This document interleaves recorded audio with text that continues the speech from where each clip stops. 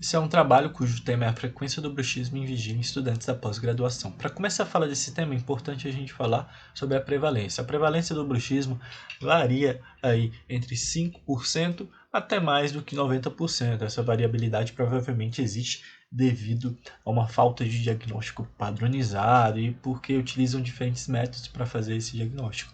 O bruxismo em vigília especificamente tem uma taxa aí entre 22% a 31% de variação e ele é mais prevalente em populações mais jovens.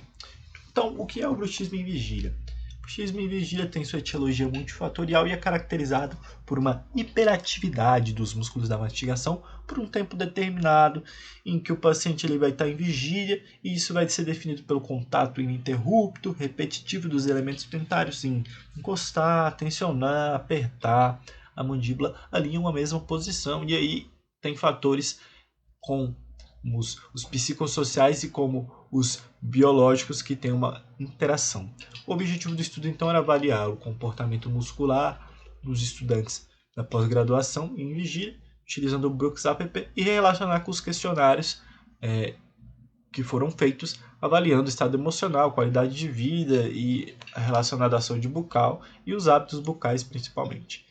O número da amostra era 38, que toparam participar da pesquisa, mas desses 38, 15 não utilizaram o Brooks App, então a amostra foi para 23, só que desses 23, 3 não utilizaram no tempo mínimo, que era por 7 dias, respondendo pelo menos 60% dos 20 alertas diários. E então a amostra final foi de 20 pessoas. E os questionários foram baseados nesses parâmetros, nesses padrões, e aí a gente conseguia avaliar ansiedade, depressão, comportamentos orais, estresse percebido.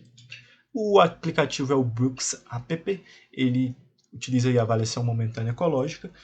Para Android ele era grátis e para iOS ele era pago, então provavelmente isso foi um fator limitante da pesquisa. O Brooks App analisava 5 condições. A primeira, músculos da mandíbula relaxado, ou seja, cor verde. Maxilares contraídos, os dentes não estavam em contato, ou seja, cor aí amarelada, alaranjada, maxilares contraídos. 3, dente em contato, aí a cor mais clara, um vermelho mais claro.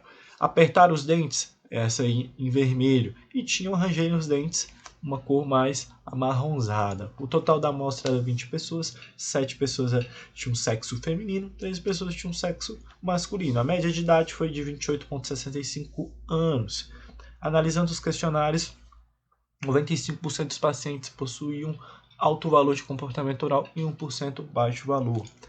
Analisando a ansiedade, 6 apresentaram sintomas de ansiedade leve, ou seja, 30%, e 12 apresentaram sintomas de ansiedade moderada, ou seja, 60%, e 2 apresentaram sintomas de ansiedade severa, ou seja, 10%. Analisando a depressão, 8 participantes não apresentaram sintomas de depressão, ou seja, 40%, 10 alunos apresentaram sintomas de depressão leve, ou seja, 50%, e 2 apresentaram sintomas de depressão moderada, ou seja, 10%. Não foi encontrado aí nenhum aluno com sintomas de depressão severa. Já no estresse percebido, total de um participante só apresentou baixo estresse percebido, ou seja, 5%. O restante, os 19, apresentaram estresse moderado. Não foi encontrado nenhum aluno com alto estresse percebido. Então a prevalência aí foi a média de 10,40%, e os comportamentos mais prevalentes foi maxilares contraídos e dentes em contato. O teste exato de Fischer mostrou que não existe uma associação aí entre gênero e diagnóstico prévio de DTM, entre gênero e ansiedade / depressão, entre gênero e estresse percebido. O teste exato de Fischer mostrou também que não houve uma associação entre comportamentos orais e sintomas de ansiedade, sintomas de depressão. Já o estresse moderado e o comportamento oral alto apresentou uma diferença significativa. Nenhum aluno registrou que apertava os dentes e que rangia os dentes. E também foi encontrado correlações negativas entre ansiedade e dentes em contato, correlação positiva entre qualidade de vida e sintomas de ansiedade. A menor prevalência encontrada aí no estudo pode ser explicada pelo pequeno número amostral. E a associação entre estresse moderado e alto comportamento oral pode ser causada pela liberação de cortisol em alto nível, e isso promove uma mudança significativa no sistema estomatognático. E então futuros estudos devem ser feitos, principalmente com uma maior amostra, para a gente conseguir aí avaliar a influência desses estados nos comportamentos bucais.